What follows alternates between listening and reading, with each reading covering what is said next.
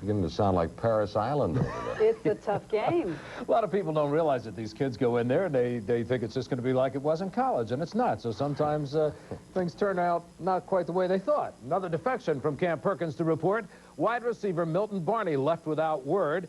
But aside from that, business as usual on the field, things spinning right along, although the injuries to a dozen or so players are starting to frustrate Perkins to get ready for that big preseason game. The #1 game coming up, of course, against the Colts Saturday night at Tampa Stadium. Perkins said the emphasis on Saturday's game is not necessarily winning it.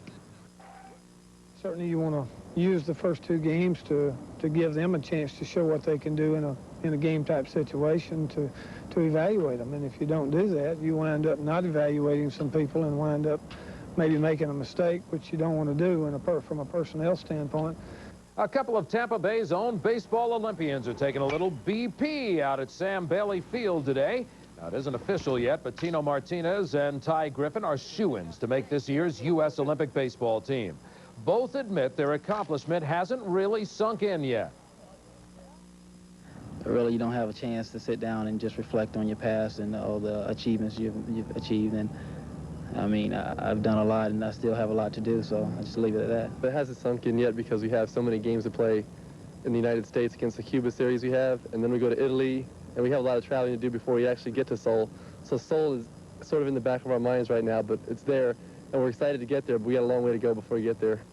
Tino and Ty try to realize where they are, and so do the Boston Red Sox. There's a club as hot as the weather since the All-Star game. Boy, they have been streaking, and don't you think for one moment Joe Morgan hasn't been allowing himself a peek at what could lie at the end of the rainbow. It's been really great. Not just me, but we're back in this pennant race now. We picked up so much ground in a short period of time, it's unbelievable. This has got to do a lot for this ball club right now. From our Just Another Monday file, this play from this afternoon's game between Toronto and Minnesota. Jesse Barfield sees this one drop, just like manna from heaven. Oh, well, I had a rough day, too, Jess. Don't worry about it. On the good side, a line drive to McGriff. The Tampa kid comes through with a great move. All right, Freddie. Now, here's the game winner. Gold star to George Bell. A 3-run home run sews it up for the Blue Jays. So it wasn't such a bad Monday after all.